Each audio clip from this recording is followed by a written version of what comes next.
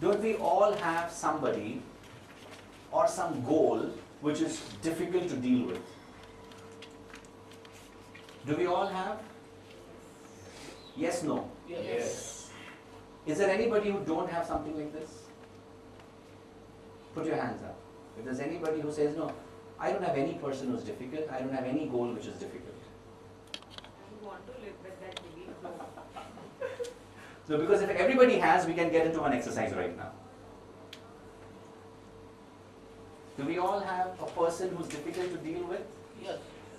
Excellent. Then we can get into one exercise.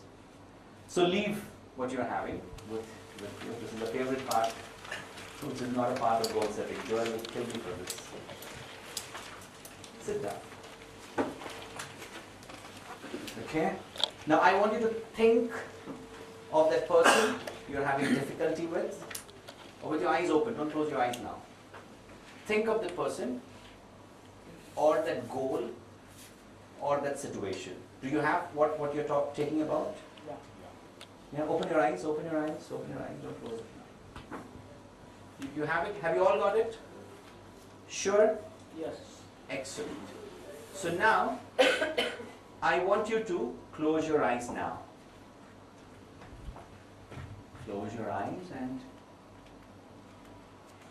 and see that difficult person in front of you, or that difficult situation in front of you, or that goal which is difficult to be met. See that in front of you. And just notice all your effort to talk to that person, to be in that situation, or to deal with that goal. Notice all your attempt and see it more clearly. Increase the brightness. And as you see this event from your past, you have more information available to you, and pick up as much as you want and see what's happening to your learning as you see it from your perspective. And see what difficulty you have as you're seeing this. And notice any sounds, if any, and notice every color. Excellent. And now, be ready to leave that event and come into the present moment and open your eyes. Leave that event and come into the present and open your eyes. Everybody look to your right or left and say hello to the person next to you. And just say, you are amazing. And look again one more time and say, you are stupid. Look again and say, I forgot to tell you when I am stupid. Now, I want to know how many didn't do this activity of looking around and saying to each other. How many didn't do this? Didn't say I'm stupid. See, these are all decisions. Be aware of your strategy, unconscious strategies. The exercise which we're doing is not complete. We're still on the exercise. So keep both your legs down again and close your eyes and get into the event again. This time, I want you to become that difficult person. I want you to become that difficult goal. And from that person's perspective, see how you are looking. Now view the whole situation, this time from their perspective. And notice how you are behaving from their perspective. Notice what more information is available to you from this event. See what more data is available to you as you view this from the other person's perspective.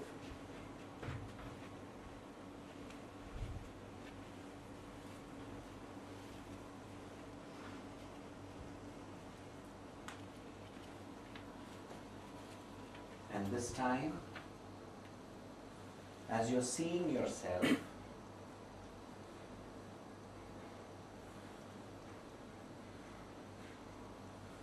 notice what learning's coming to you and how you can understand things a little different and a little better, being the other person.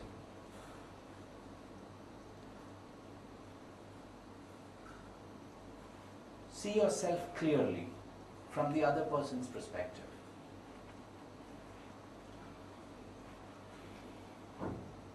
From the perspective of the goal. And be ready to leave the event and come into the present. And coming into the present, I want you to open your eyes. Coming into the present, I want you to open your eyes.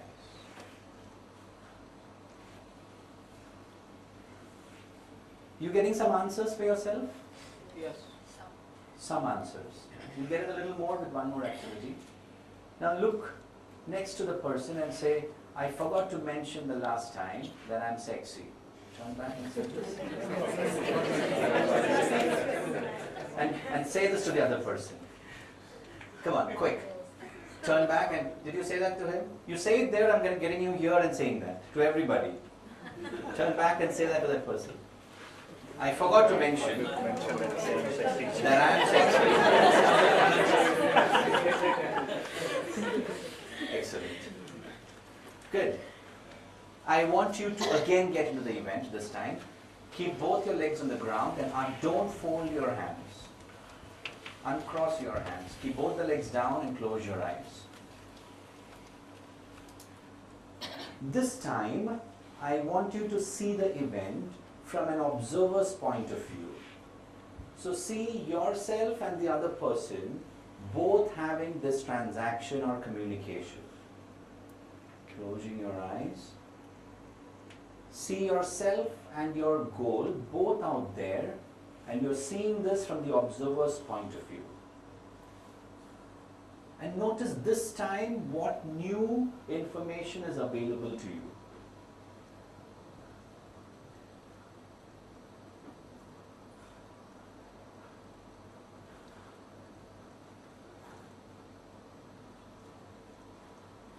And notice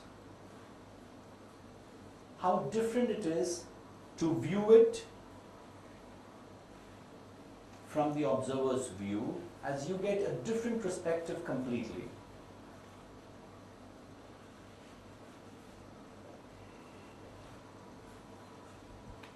And see how you are behaving in the event from the observer's point of view. And see what you can change this time, as a lot more is available to you. As you have expanded your own horizon of vision, and see how many more areas of your life can be touched with just this event. Thank yourself for having seen this from the observer's point of view. And leaving this event, be ready to come into the present. And open your eyes gently.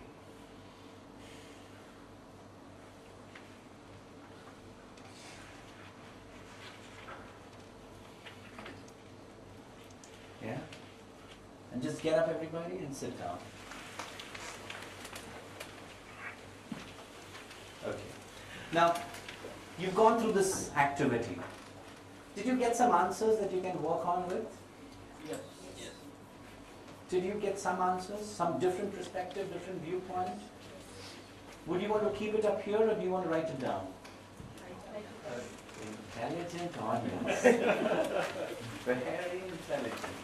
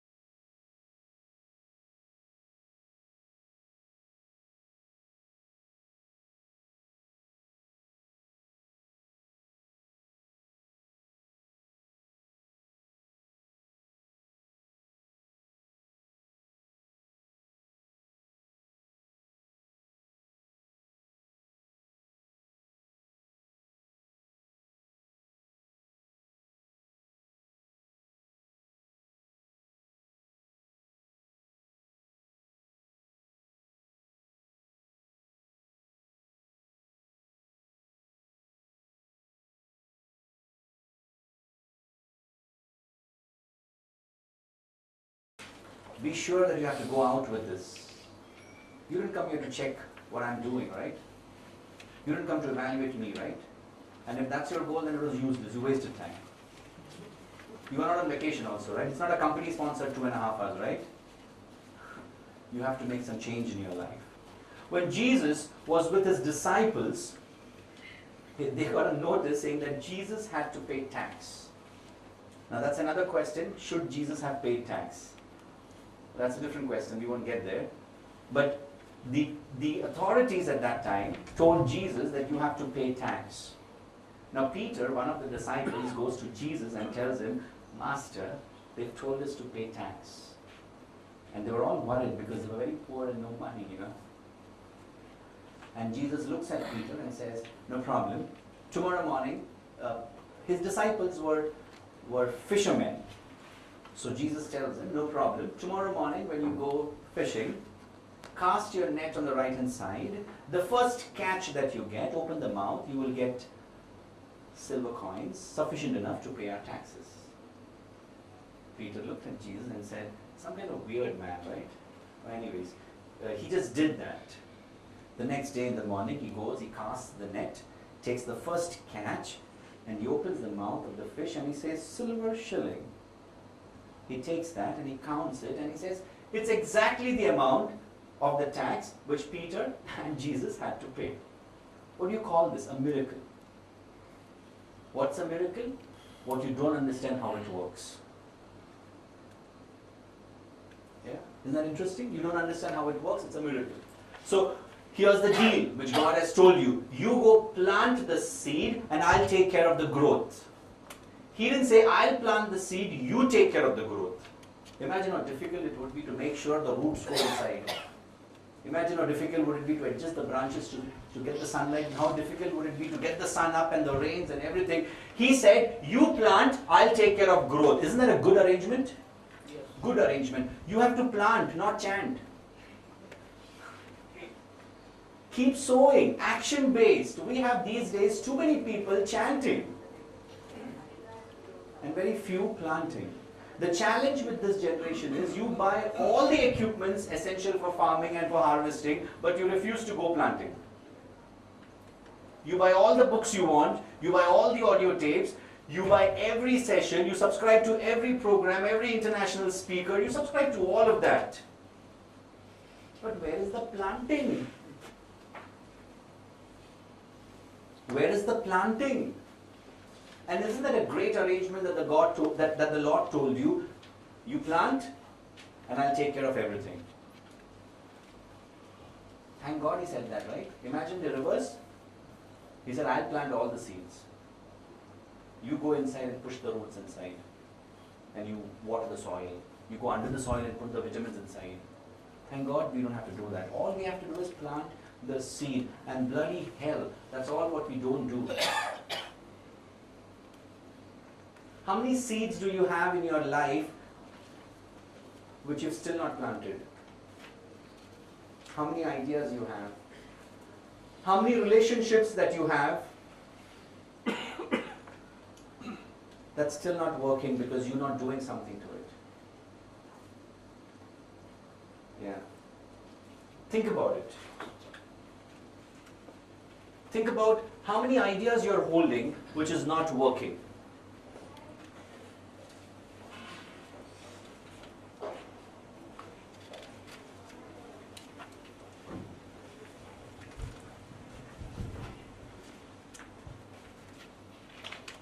And no ideas will work unless you work the idea. And how will the idea work? Action-based. If I ask one of you to come up here and do push-ups, you know push-ups? Yes. If I ask one of you to do push-ups, do you do push-ups once? He's ready to do push-ups. Do you do push-ups every day? Yes, sir. Aha. Who's the sir? You. My name is Anil. Okay, Anil. Nice to meet you. Pleasure. What's your name? All right. Madhav. Madhav. Madhav, if I ask you to do push-ups, Yeah. how many would you do? 10 to 15. 15? Yeah. My question to you is 15 all that you can do? No, I will do better.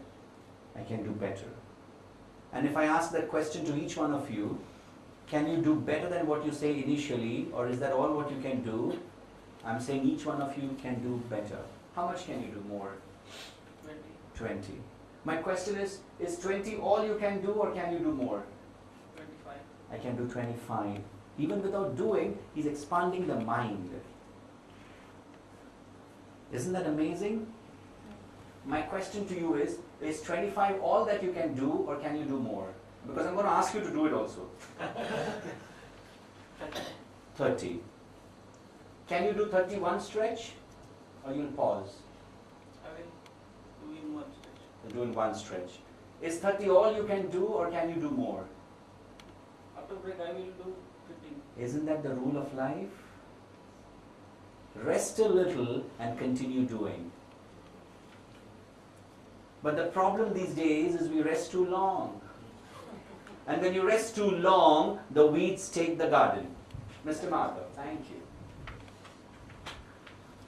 So what's the trick of achieving anything? Keep doing.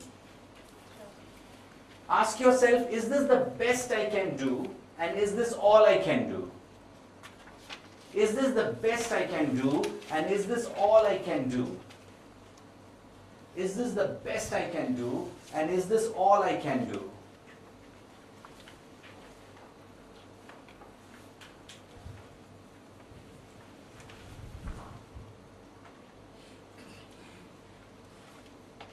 To achieve more, here's the rule. Rest a little and get into the doing. But don't rest too long. The weeds will take the garden. Don't rest too long. What is the rule of resting? 6 plus 1, 6 days of labor and 1 day of rest. He didn't say 5 and 2. He didn't say 4 and 3. 6 and 1. Isn't that a good law? And he said, you plant the seed, I'll take care of everything else. The seasons, the change, and everything. It's 5 plus 2 also, no? It's 4 plus 3 also. You rest a little longer and the weeds take the garden. In how many gardens of your life has the weeds begun to take up? In how many gardens of your life can you see the weeds? And some weeds are hard, I tell you. And sometimes the weeds have penetrated so much that the fertility has lost and now it's become a rock pile. Which is the first garden you're going to work on tomorrow and the day after? Which is the first garden you're going to work on tomorrow or the day after? Did you identify the garden that you're going to work on? Yes. You'll remember it or you'll write it down?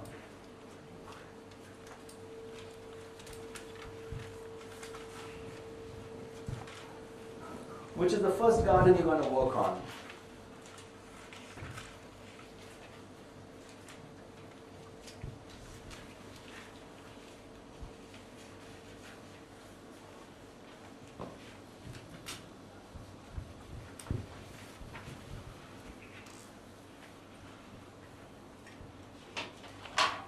There's a little change in what you've understood. When you started your life, you must have worked hard, worked further hard, and hard, and hard, and hard, and you climbed the ladder and you reached success here. Yes, no? Yes. But once you reached there, you stopped doing everything which you used to do earlier. And so what happened? You know what happened. Stagnancy, or probably you're going down. And when you're beginning to go down, you're going to work on everything else other than the action. You're going to work on diamond rings, pokraj, etc. You're going to work on more chanting, more feng shui. You're going to work on more everything other than what you used to do with which you went up.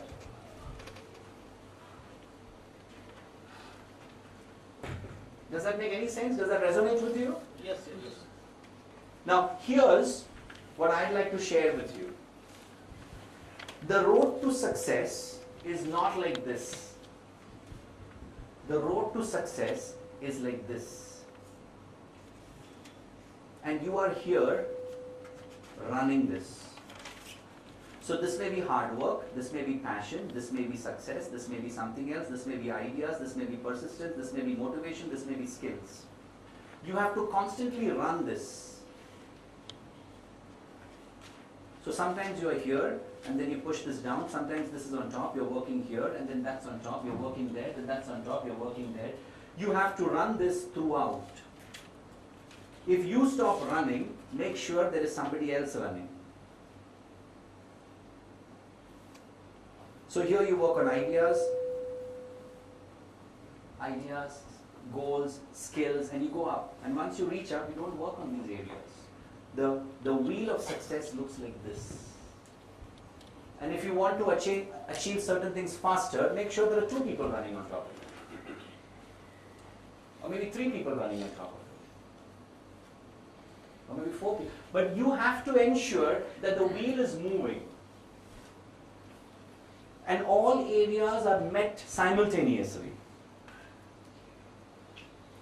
And all areas are met simultaneously.